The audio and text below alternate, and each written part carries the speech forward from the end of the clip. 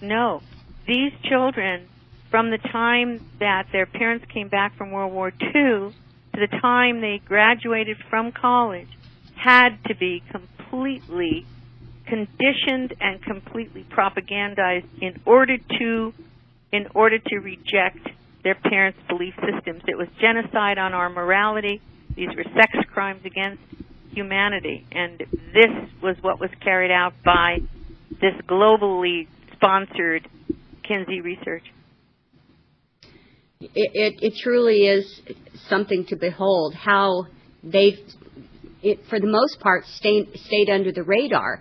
I mean, when my daughter was 3, I put her in Christ the King preschool, and I kept her in Christian school, and I can guarantee you there was none of this. But when she became a freshman, she made, in her words, a mistake. She wanted to go to public school.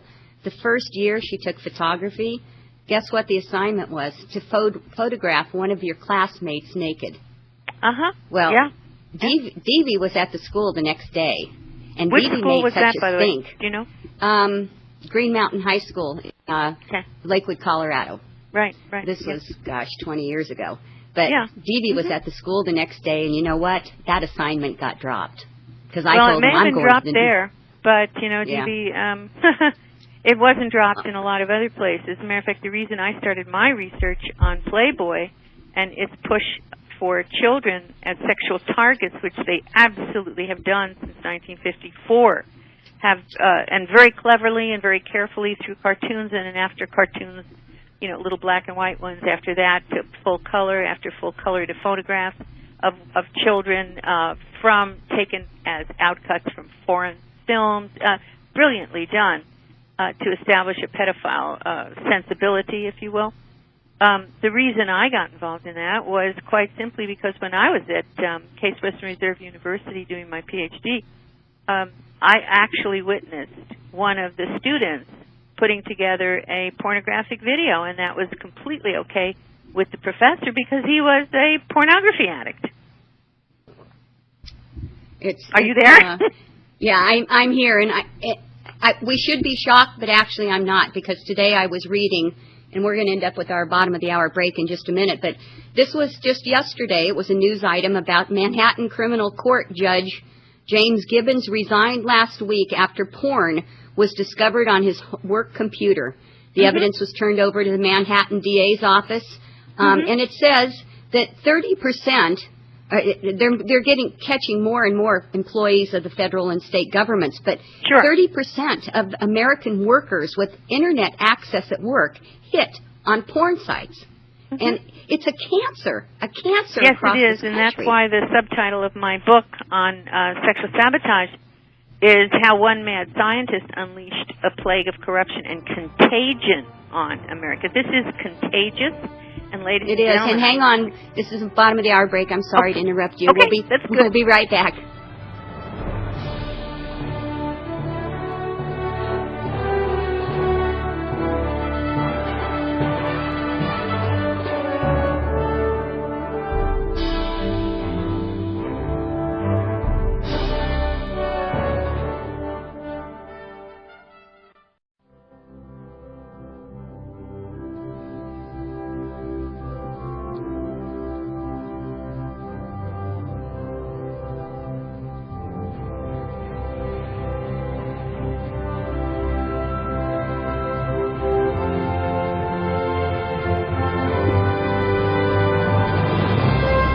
Welcome back. If you're just joining us after the break, our special guest tonight is the amazing Dr. Judith Reisman.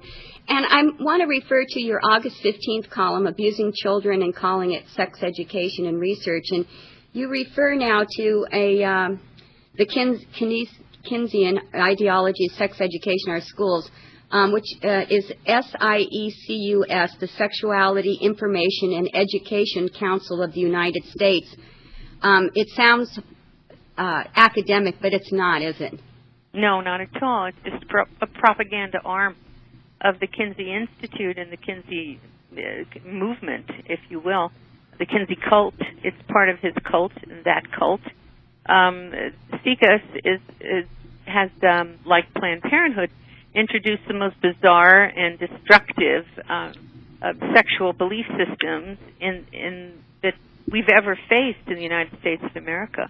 And they train their people with pornography, and they want to bring pornography into the classroom, and they've made that very clear. They feel that children can learn really good lessons from what they call sexually explicit material and about life and so forth. So the SICA's agents, and I call them agents of change, agents of corruption, really, are in all our schools, and their subsequent fallout people teaching human sexuality will only repeat and continue to say what SICA has trained them to say. And by the way, David, these are the folks that have been appearing in our courtrooms for the past 40 years, and our legislatures, testifying as experts to change our laws and testifying as experts to change our legislation, and always to gut the stringent positions that our Judeo-Christian heritage had given us.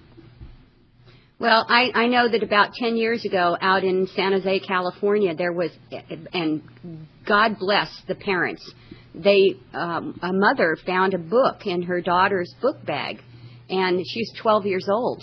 And this book was so sexually explicit, and she blew a ringer and got all the parents together to go to the next school board meeting and read, and I have them. I scanned it out of the book. I hated to buy it. But it was... Which book was that one? Oh, I'm trying to remember, but... Oh, it's okay. There's so many. I know. I have another office that's just nothing but research material. No. There are so many. I can't keep track. But anyway, the book contained these 2 pages that were worse than all the rest about sex in the back seat, and it was as explicit as you know, a trench coat movie at some dive. But the school board said that the justification for forcing, this was required reading for 12-year-olds, forcing them to read such filth was it was a Hispanic author, and they wanted to introduce his work. Well, you know what? The parents got together and they recalled most of the school board and threw them off. Well, now that's what we sure needed to see all along. The problem with most of these situations have been parents, as naive as we have, so to speak, a right to be, would go into the school, talk to the principal, and they would always be told, "You're the only one who complained." You know, this is the first complaint we've ever heard. Now, they may have had a running tribe of parents coming in and out, but SICA's trained their people.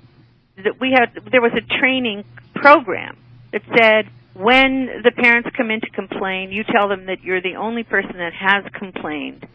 There's a whole system of how to deal with parents at the school board level to try and get rid of these troublesome parents who didn't want their children reading pornography in the classroom and then going to try to learn their math. I argue that right now we need to have a congressional investigation of the Kinsey Research, the Kinsey Institute. They will collapse if we do that, because they hide everything, and they know they must hide everything. They've been engaged in a massive crime. We have to have a congressional investigation or a grand jury investigation, and we have an open sesame for class action lawsuits for people who have been damaged by the fraudulent research, the fraudulent promotion of this material in the classroom, in the bedroom, and in the courtroom. People have really good, solid cases. If we could only wake up our conservative law firms to begin to move forward with those cases and to learn something from the research we've done and in sexual sabotage. Well, first of all, Congress has no legal authority under Article 1, Section 8 to steal the fruits of our labor to fund any kind of research, much less this kind of filth. And I kind of, and this is just my opinion, feel that we have back-to-back generations since all of this started, you know, back in 1964 with the Sex Information and Educational Council and the so-called stuff. Now you have parents who were brought forth under this type of sex education, and I think some of them just think that it's, well, the kids need to learn, and what they don't understand, at least in my opinion, is look at our nation, look at the young girls and the young women. They are so vulgar and so sluttish that they're used up by the age of 20, like an old car that's got 250,000 miles on it. And I just wonder, where do they go from there? to get Devvy, their quote that's thrills. there's no question. There's no question. You're completely correct. Obviously, that's the reason I wrote this book, was to try to wake people up. However, the flip side of that is, when I started this research way back in I don't know when, and I used to use the word pedophile, people thought I was talking about somebody who liked to ride a bicycle. All right? Oh my gosh. The pain had not reached any really significant level at that point. Our data now, and we don't need data, but everybody looks around themselves and they are aware of the fact that children are having babies, children are getting venereal diseases, and Big Pharma's answer, which is to vaccinate them early so that they can have sex and not transmit a venereal disease or get a venereal disease. People are beginning to have some comprehension because they have suffered so much, don't you think, Devvy? They have suffered. There's nobody in a jury. If you had a jury now and you presented them with the material that we now have, there's nobody on that jury that has not suffered the pain of the sexual revolution. Not one person. Oh, I absolutely agree with you there. It is, like I said, it's a cancer in the United States. And long time and far away ago, when I was a face and hair model, I used to speak at the local high schools. You're such a lovely lady. Thank you. But I used to speak at the local high schools as an inspirational speaker, and I was actually speaking then about being approached by Playboy, and I told them that I would rather get on my hands and knees and clean the floors at McDonald's before I would ever shame myself into posing without my clothes. And when I mentioned this in columns, long time, I would get email, "Oh, you're just a jealous old bag." Well, I may be 61 years old now, but I've lived long enough to see the destruction from glorifying, even with a Hollywood movie, Alfred Kinsey and all that he has wreaked upon the American people and our precious and innocent children. We're going to our last break, and so we'll be back in just a minute, so don't go away.